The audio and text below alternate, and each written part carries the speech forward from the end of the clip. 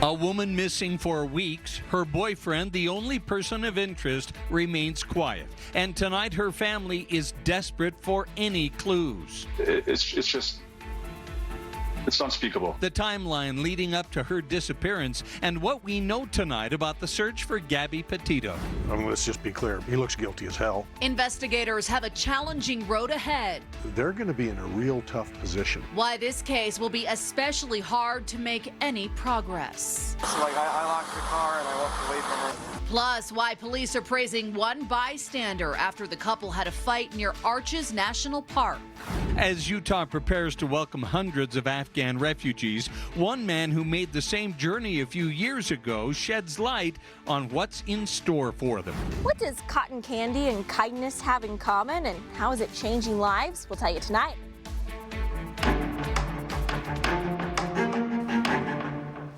Tonight, the search continues for Gabby Petito. There has been no trace of the 22-year-old for weeks.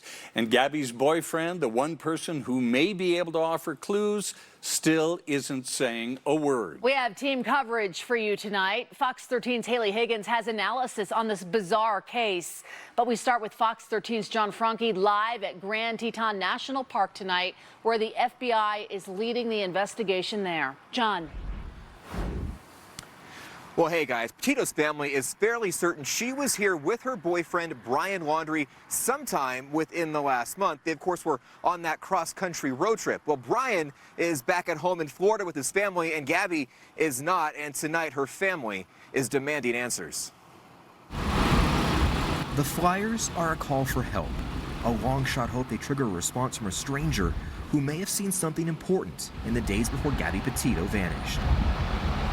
What I need from everybody here is help, because the goal is still not met, and that goal is to bring Gabby home safe. A search is now taking place in the vast expanse of Grand Teton National Park. Gabby and her boyfriend Brian Laundrie likely spent some time here last month. Gabby's loved ones can't believe he won't say a word. You say she's the love of your life. She's missing. You were on a trip with her, but you have no comment. You have nothing to say. And you're hiding behind an attorney. The only clue her family has is a communication she made indicating she was here. The FBI is now heading the search in Wyoming, a search through miles and miles of terrain, a search Gabby's stepfather believes could be easier if Brian Laundrie would talk. You have pieces to this puzzle that we need to find Gabby, and you're withholding them from us. And whatever the reason may be, you need to come clean and come forward. As everyday life in Jackson, Wyoming continues, life for Gabby's family is agony. They are convinced Laundrie holds the clues that could solve this mystery. But police in Florida say they have no way to get those clues. Brian is exercising his constitutional rights, and I have to respect that. But as of right now, the focus is finding Gabby. So the search goes on. Each day that passes brings more pain to Gabby's family. It's unspeakable. It's terrible. So this is very frustrating for Gabby's family right now. The FBI did not elaborate when I asked about the size and scope of their search here at this national park. They do have a tip line. That phone number is 1-800-CALL-FBI, where you can share any tip, no matter how big or small you may think it is. Tonight, we're live at Grand Teton National Park. John Franke, Fox 13 News, Utah. John, thank you. You know, finding Gabby without Brian's help will be extremely difficult, but not impossible, according to law enforcement experts here in Utah. Continuing our team coverage tonight, Fox 13's Haley Higgins joins us live from FBI headquarters in Salt Lake City. Haley. Yeah, the FBI has a critical role in this because there are so many agencies working on this single case across the country, but they do have a lot of work cut out for them. Law enforcement experts say investigators looking for Gabby Petito have a lot working against them. They didn't know she was missing until 2 weeks after the 22-year-old was last seen in Salt Lake City. And the man who might know where she is isn't talking. let's just be clear, he looks guilty as hell. While Brian Laundrie is within his legal rights to stay quiet, former Salt Lake County Sheriff Jim Winder says it is detrimental to the investigation. This situation where Mr. Laundrie has essentially clammed up poses a problem of significance for law enforcement. If he continues to take the tack that he does, they're going to be in a real tough position. Yet Brian doesn't have to say anything to investigators. It's good advice, you know, but again, depending on what side you're on, it's frustrating. With Brian refusing to talk, physical evidence becomes critical.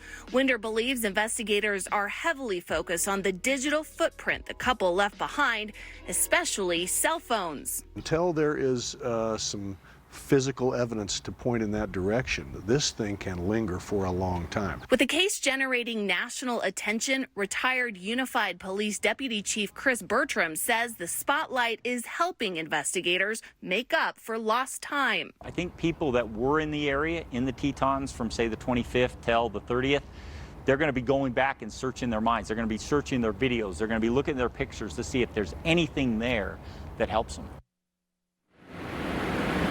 Now, the FBI says there's no bit of information that is too small or too inconsequential. They're asking for anyone who may have seen Gabby or have pictures or video of her to let them know.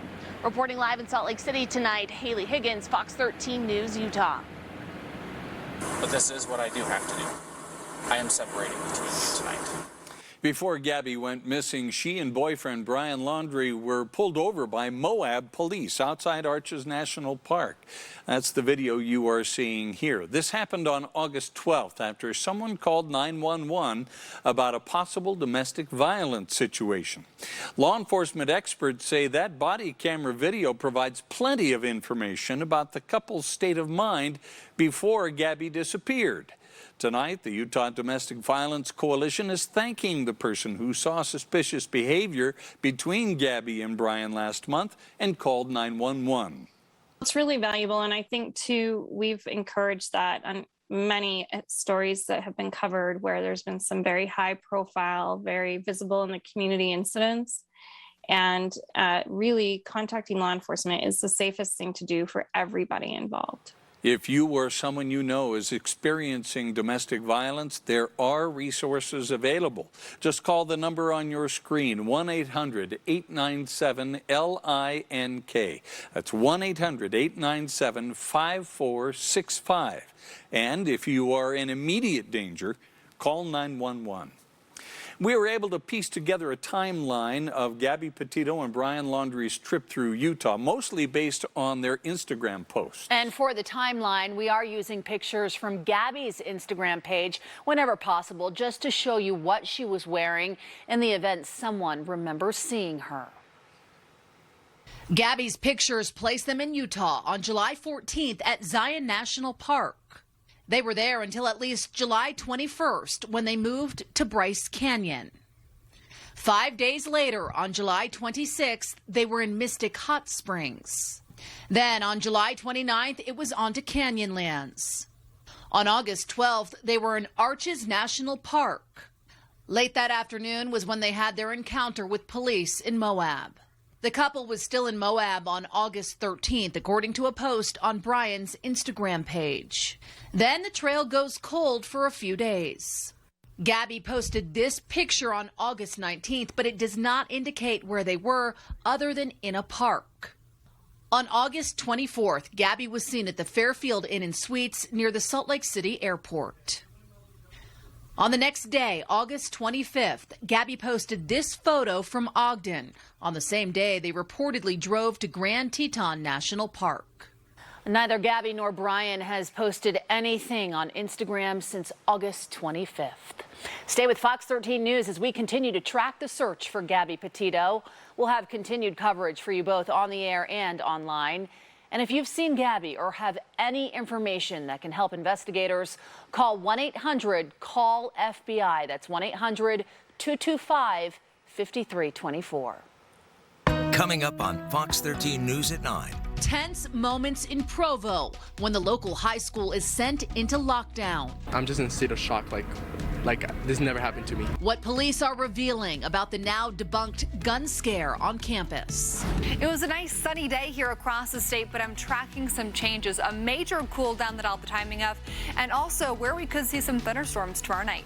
Plans are underway to restore the site of the Bear River Massacre. This is where our people lived. This is where our people wintered. North end of Cache Valley for thousands of years. We'll show you the Lieutenant Governor's visit with tribal leaders today in a Fox 13 News exclusive. And see the generous gift one group is giving to help hundreds of refugees coming to Utah from Afghanistan. A middle schooler loving cotton candy? Yeah, that's not news. But what this girl is doing with it and how she's changing lives, well, you're gonna have to see this story. New at 9, we are now getting a look at a police incident that shut down I-15 in Beaver County Monday evening. Take a look at this.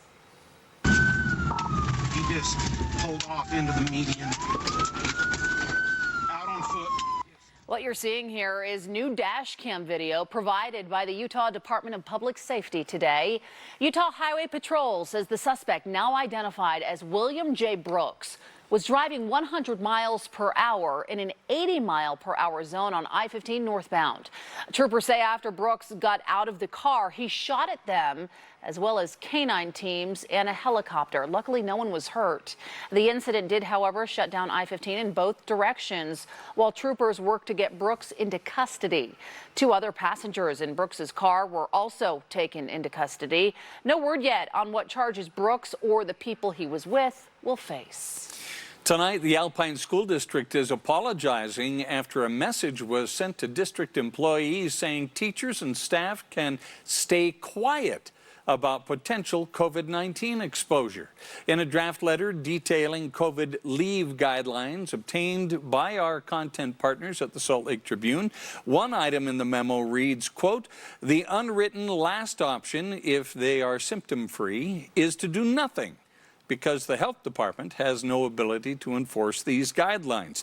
The district says the draft message was sent to employees last night by mistake and that they regret the error. Updated guidelines sent to Fox 13 News make no mention of keeping a COVID-19 exposure confidential. A middle schooler in Eden is using her sweet tooth to help lift people's spirits and inspire others to do good. Fox 13's Sydney Glenn explains the Cotton Candy Project's mission that's positively Utah. As the cotton candy maker starts up, I love cotton candy, and the sugar begins to spin, going from crystals to fluff. Are you sick of cotton candy yet? no. I probably will be at some point. Claire Booth thinks of how this sticky stuff makes people smile. If it brings happiness to someone else or to you, then that counts.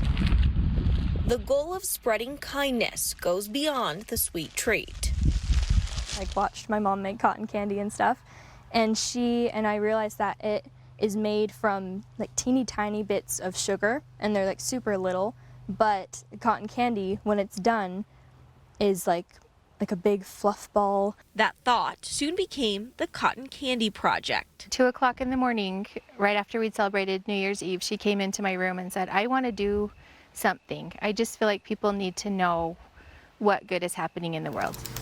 In a year of darkness comes a sugar rush of joy. This is Jenny, and she said, "I wrote a text to my son saying that I miss him and I love him." Here, people can submit what good they've done. Charlotte, she says, "I help socialize puppies at a dog's breeder's house so that the puppies are going to be friendly, happy, and not scared when they go to their forever homes." Each online submission. I love seeing people do more good. Showing people. I wanted to help people to focus more on the good things.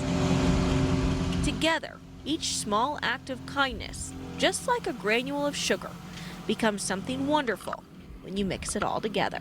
If you want to do good, it doesn't have to be something huge, and it can be that the smallest things can make the biggest difference.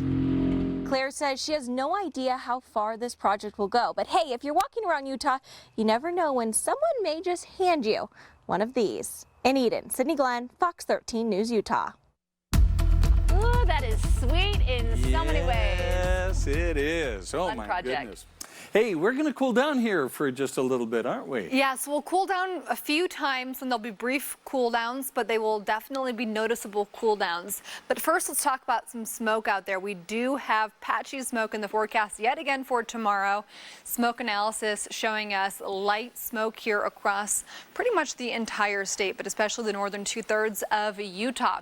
Now, satellite and radar fairly dry here across the region. The main story the next couple of days, some fire concerns, and then we're going to see the chance for some showers and thunderstorms Saturday and also on Sunday.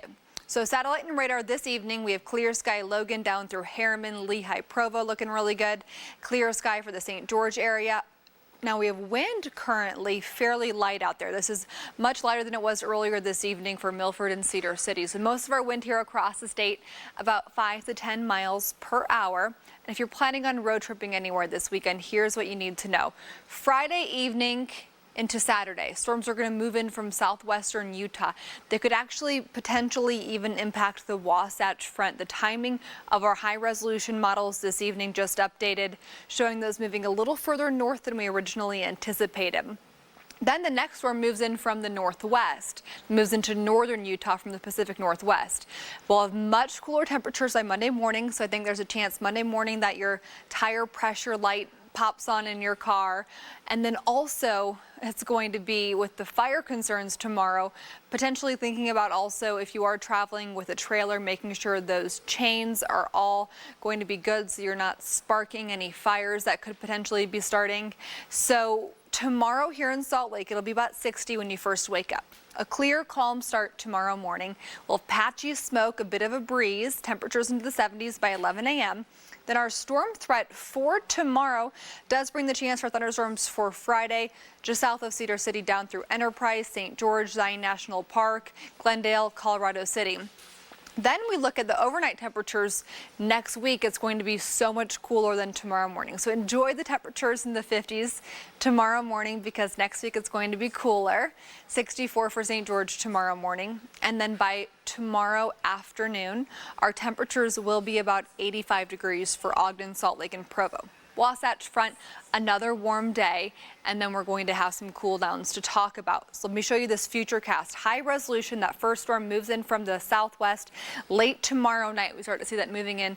By Saturday, there's a chance that some of these thunderstorms even develop into central and maybe even parts of the Wasatch Front by Saturday at lunchtime into the afternoon hours. So we're going to keep our eye on that. Then our next storm drops in from the northwest Sunday into Monday. But that one looks like it might mostly be staying off to our north, but we'll still have the cool down from that. Now for southern Utah, St. George mid-80s for Saturday. Besides that, you're close to 90 to 95 for the rest of your 7-day forecast. And for the Wasatch Front, we're cooler for Saturday, highs around 80. By Monday, highs only around 60, 65, and then we'll warm up middle of next week. Let's talk more about that storm, though, this weekend, and then again on Sunday and Monday coming up later in the hour. Thank you, Allison. Still ahead, the case of a South Carolina attorney's rapid fall from grace has many scratching their heads tonight. We'll take a look at the latest twists in the case of Alex Murdaugh. And a local antique store is dealing with the aftermath of a break-in that left them with thousands of dollars in damage. We'll show you the video and how you can help.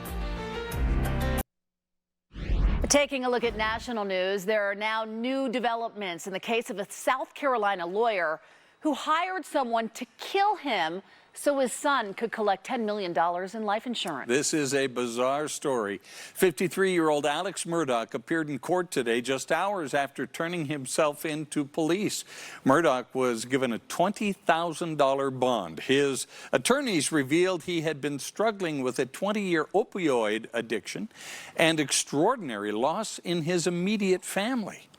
He has fallen from grace. It has been a tremendous, but before any of that falling happened, his wife and son were brutally murdered. Police say 2 days after Murdaugh's failed suicide plot, he resigned from his law firm. This after he lost his law license following allegations of misappropriating the law firm's funds.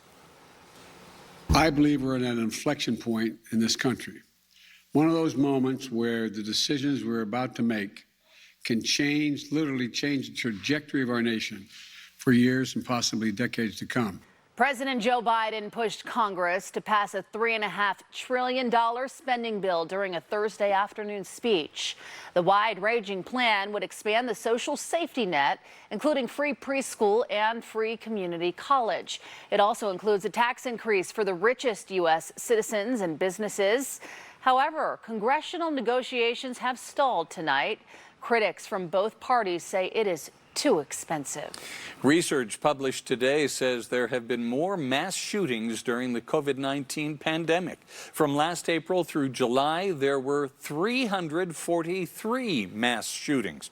More than 200 people died.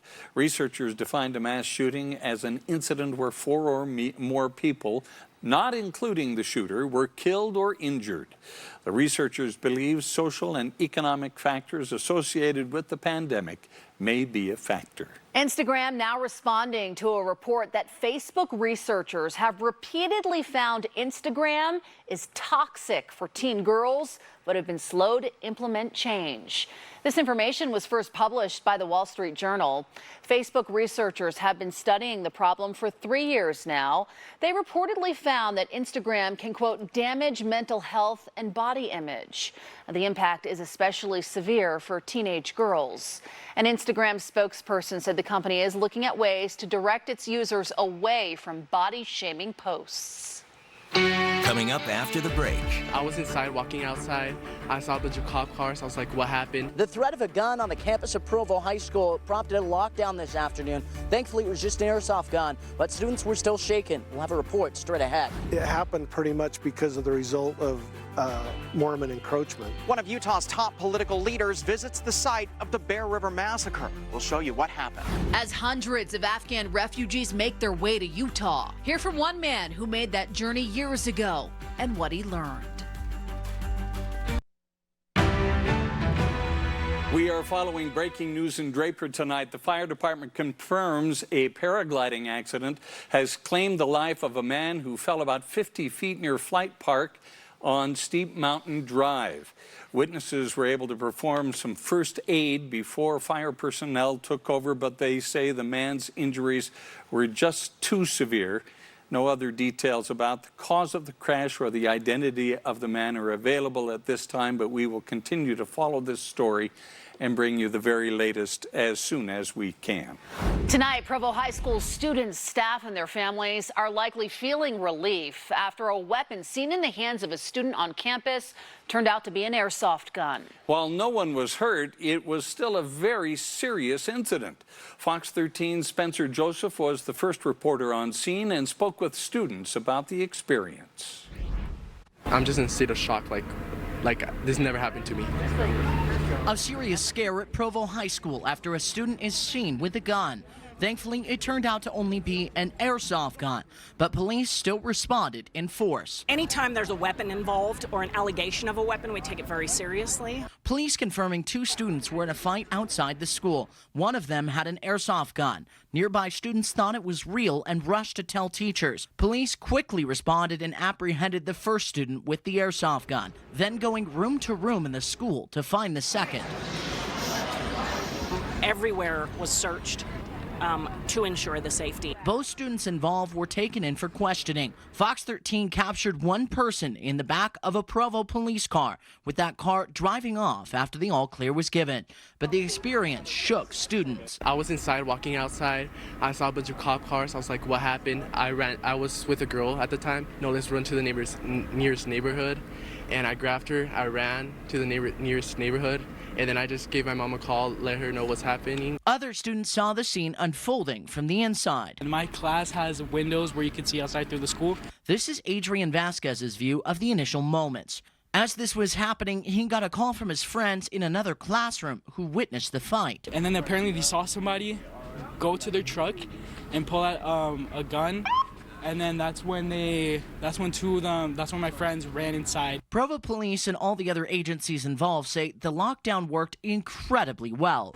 The students did an exemplary job, and to have not one injured is definitely an accomplishment for the day. As did parents. You know, there were a number of parents who stopped and asked me, what do we do? What can I do? And a lot of times the parents have to trust that those things are happening, so we appreciate that they trust it. Despite the all clear, the shock of this scare was still with every student and parent as they left for the day. It's really scary, like I'm shaking. Provo, it's very nice. Utah's very nice around here. And now just to see it happen here in Provo High School is just very shocking. Spencer Joseph, Fox 13 News, Utah. Investigators are looking into what started a massive fire at a popular sports bar in Harrisville early this morning. The Northview Fire District says it took them 5 hours to put out the flames at Sergeant's Ranch Inn because crews couldn't get inside right away. State Road 89 had to be shut down for hours as crews fought the fire. They say the sports bar was being renovated and there were items inside that blocked the entries. The business had a lot of regular customers and friends.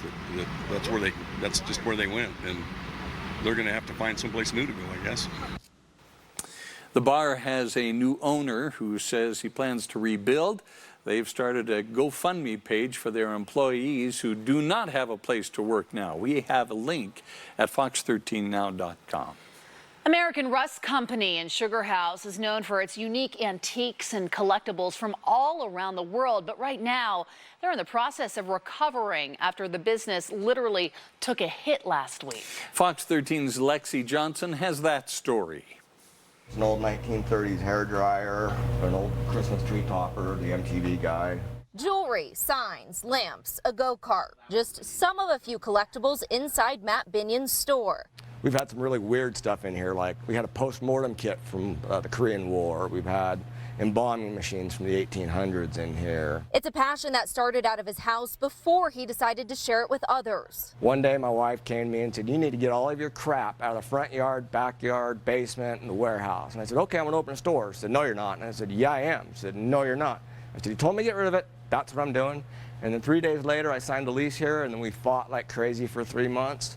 But then she realized that my crap was actually pretty good stuff. While most days are spent in the store sharing history with customers, This is what we came into today. last Sunday, the day started off differently. And I took about 3 feet and I looked at the front door and there was just glass everywhere, just everywhere. Binion noticed the front door had been smashed in and called the cops. And we came inside and it was just a glass explosion all over the place. It took 7 of us 5 hours to clean it up. After breaking in, the thief smashed in 2 display cabinets and the side window of another cabinet, stealing old money, jewelry, silver spoons, guns, and knives. Just how do I cover it? It's our really slow time of year too, so we got between theft and damages $6,000 that insurance won't cover. Binion says to have this happen to the business that he loves and his livelihood is devastating. But for now, he's doing what he can to recover. Picking up the glass and moving on. Binion says with the help of the community, they've been able to identify the thief, and the community has also set up a GoFundMe page to help with repairs to the store. You can find a link to that on our website, fox13now.com. In Sugar House, Lexi Johnson, Fox 13 News, Utah. A tough loss there for that small business owner. A new partnership for Intermountain Healthcare will extend its reach now into Colorado. Utah's largest healthcare provider plans to merge with SCL Health. Together, the group will eventually employ 58,000 caregivers, operate 33 hospitals, and span over 6 states in the Mountain West. SCL Health is a faith-based nonprofit healthcare group found in Colorado, Montana, and Kansas. About 1 million people will be served initially through Intermountain's health insurance company, Select Health. The merger of the two companies is expected to close in early 2022. SCL Health will eventually take on the name of Intermountain Healthcare, but its Catholic-based hospitals will keep their name.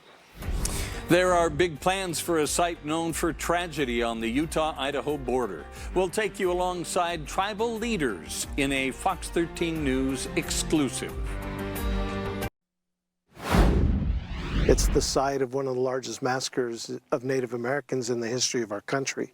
Just over the Utah-Idaho border is the site of the Bear River Massacre. It was where hundreds of Native Americans were killed in 1863.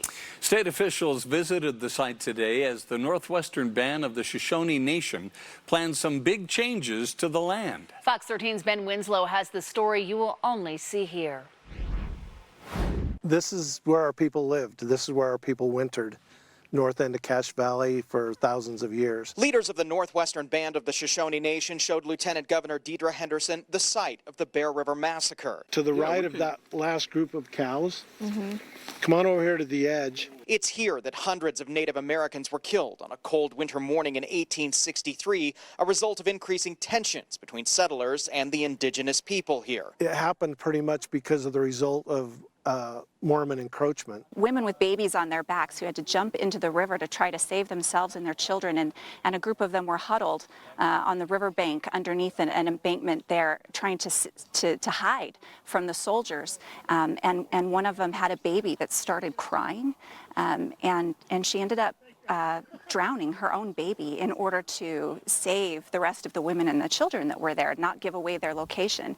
And that happened just right over here. That's always been our problem with this monument. This memorial just off the road even tells two versions of the same event. The narrative has for so long been that it was the Battle of Bear River. The tribe purchased the lands in 2018, and leaders wanted to show the lieutenant governor what they planned to do with them. This valley was full of teepees. They're working to restore it to the way it was in 1863 and open it to the public as an interpretive site, telling their history. We can restore the plants that we used to eat, the medicines that we used to use, and we can cultivate them ourselves and show people how we used to live here. Some of the other goals that we have are the return of the Bonneville trout. The state of Utah has donated $750,000 to the effort, even though the site is technically in Idaho. Utah has been fantastic in coming and assisting us. I hope that Idaho also steps up to the plate and gives some money to this project, this very worthy project, so that we can remember this history and that the Shoshone people can have their story finally being told. It'll be a living, learning classroom for decades. The tribe says it welcomes donations to help restore this land. We've got information on how you can contribute at fox13now.com. Near Preston, Idaho, Ben Winslow, Fox 13 News, Utah. Still ahead, Utahns are listening to the governor's pleas to save water during this drought. But just how much water have you saved? We'll take a closer look. And later in sports, RSL has started the interview process to fill their coaching vacancy. Plus, conference play begins over the weekend for Utah State football. While the Holy War rages on, this time on the volleyball court. Highlights of blue versus red in a bit. Well, we are so glad you could join us for Fox 13 News at 9, and we're looking forward to a little bit of a cool down here for a minute. Yeah, Fox 13 meteorologist Allison Krogan's going to have your first alert forecast in just a few minutes. Well, as Utah prepares to welcome more than 750 Afghan refugees, one Salt Lake business owner knows the challenges they face firsthand. Fox 13's Lauren Steinbrecher explains the journey the man and his family went through to leave Afghanistan and find safety here in Utah. Those who step inside for a meal at Afghan Kitchen will meet Wally Arshad and find he loves sharing his culture through food. Whenever a customer comes here, they leave happy and joyful, and that gives me a lot of satisfaction. Many may not know how Wally came to share a piece of his home country here in Utah. Well, I used to work for United Nations, and our life was in danger. My life and my family's life and their safety was in danger. Leaving Kabul for Salt Lake City in 2014, Wally's family arrived with almost no connections aside from some family. They had to find work and a place to live. We started everything from the scratch. It was very scary and depressing. I've been depressed for at least a month or two, trying to figure out what to do. Hearing now that more than 750 Afghan refugees are embarking on that same journey. It's going to be very challenging for them to start their life here. I want everyone here in Utah to be kind to them, supportive, and help them. since they've been through a lot of difficulties. Utah has been kind to Wally. You're welcome. His restaurant has now grown to 2 locations. You have a great night. People have been reaching out with all the recent events. Emails, calls, and text messages offering to help and support in this difficult time. He's thankful and hopes for the refugees arriving. They'll have reason to be thankful too, as they look to Utah for safety, just like Wally's family did 7 years ago. This is a land of opportunities, and the sky is the limit, so you can achieve whatever you are aiming at. In Salt Lake City, Lauren Steinbrecher, Fox 13 News, Utah. He's an inspiration. Isn't he, though? Golly. Well, and the refugees that are moving to Utah get here. Of course, they'll need a lot of help to put their lives together and get back up on their feet. Now, one group is hoping to provide a big helping hand. Employees from 2 Ken Garff dealerships in Lehigh put together 20 kits with all kinds of supplies to donate to the International Rescue Community and Catholic Community Services. Each kit of the 20 is valued at roughly $500 worth of supplies. Well, new data shows some big savings around the state as Utahns are conserving water. Yeah, it's all added up. Here's how the big savings look. The Jordan Valley Water Conservancy District, which is one of the state's largest, says it's seen a 31% drop in use. Washington County is reporting almost 600 million gallons saved over last summer. Salt Lake City service area saved 1.8 billion gallons compared to this time last year. And Sandy City is reporting 962 million gallons saved and will likely hit 1 billion gallons sometime this week. Utah's Department of Natural Resources is now asking the legislature to extend the state of emergency for drought through the end of the year. We do have some chances for rain in the forecast. I'm meteorologist Allison Krogan. Temperatures right now 72 here in Salt Lake. Our wind is out of the north at 10 miles per hour. A live look from our Oquirrh cam towards Salt Lake County, looking really comfortable this evening. A pleasant night. Tomorrow morning when you wake up, it'll be about 60 degrees at 6 a.m., 8 a.m., and then by 10 o'clock tomorrow, our temperature is close to 70 degrees. So here's what you need to know. We have some changes on the way, but for today and tonight, clear sky Logan down through Farmington, Salt Lake, Tooele, Stansbury Park, Holiday, Park City, Draper, South Jordan, Kearns, West Valley, all clear sky this evening. Once you make it into Utah County, also clear sky, and across southern Utah, clear sky. Few areas of maybe a little bit of drizzle along the Colorado border, but nothing substantial. And for tomorrow, we have an elevated fire concern from Salt Lake County all the way down towards Iron County. And this does also include southwestern Wyoming and northwestern Colorado and the Vernal area. So overnight temperatures first thing tomorrow morning. It'll be about 50 to 60 for Provo, Salt Lake, and Ogden. 40s for Logan, Park City close to 40 tomorrow morning, and then we're going to have a warm day again tomorrow afternoon. So Bob, I know you thought today was going to be chilly. Tomorrow's not going to be chilly either. I know you were overheated on your walk today. I was. Tomorrow it's shorts for sure. Yes, so just like today, tomorrow's going to be in the mid-80s for your Friday. But Bob, I would keep that sweatshirt handy for Monday because it's going to be quite a bit cooler by then. I have been warned. Yes, you've been warned. The Futurecast tracking a couple of things happening over the next couple of days. First system tomorrow comes in from the southwest. This arrives tomorrow late in the day. We start to see some more clouds streaming in from the southwest. Here's what you need to know. This has changed. Our high-resolution model has brought this a little further north this evening in our latest data. So by Saturday afternoon, we have the chance for showers and thunderstorms along the highest terrain of Utah, so probably not the best day to be out hiking. And this does include the possibility of the Wasatch Front. Then our second system that moves through will still knock us down for temperatures on Monday, but the bulk of the precipitation Sunday night and into Monday will stay to our north. We're going to have that chance for some rain along the Idaho border, but not so much tracking the possibility of much snow here across our state. Now off to our north, certainly a possibility through Monday evening. Then we're going to keep things pretty comfortable throughout the rest of the 7-day forecast. We actually bring those temperatures a little bit above average for week 2. So for St. George, it plays out like this. Temperatures mostly in the mid-90s with the exception of Saturday and Monday. You're in the 80s then. For the Wasatch Front, Saturday a high of 80 on Sunday. Monday, 63 with overnight temperatures around 40 by Tuesday morning. Rivalry Part 3 wrapped up in Provo. BYU and Utah opened up this year's slate with a scoreless draw on the pitch, and that was followed up on Saturday by the Cougars' first football win in 12 years. Tonight, it was volleyball's turn at the Fieldhouse. Call it a top 15 battle. The Lady Cougs at 15, the Utes number 10 in the country. Start with a tight opening set, but Blue takes it.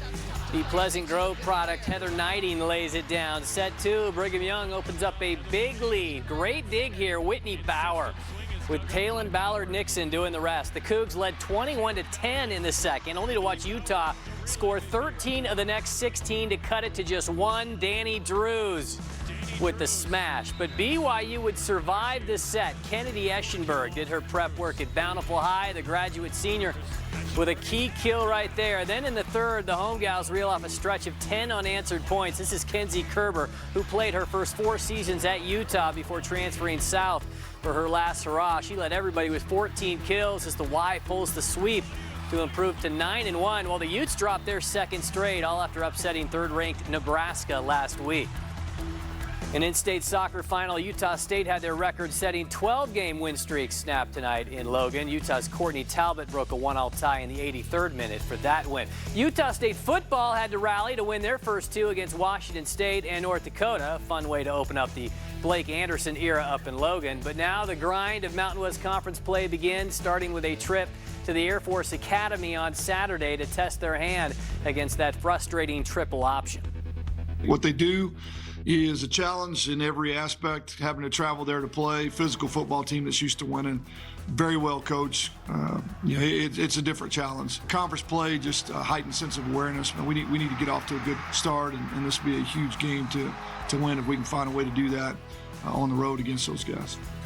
With Freddie Juarez's departure last month, Real Salt Lake appears to be moving fast on securing a permanent replacement. And the names involved are noteworthy. The biggest player in American soccer history, Landon Donovan, has reportedly already interviewed for the job, along with former RSL player and coach Jason Kreis, among others. Donovan is currently the head coach of San Diego Loyal SC of the United Soccer League. Meanwhile, Pablo Mastroeni runs the ship for now and oversaw an RSL comeback on Wednesday in Silicon Valley, trailing San Jose 3-2, minute 71. Justin Miram and Rubio Rubin each found the net late.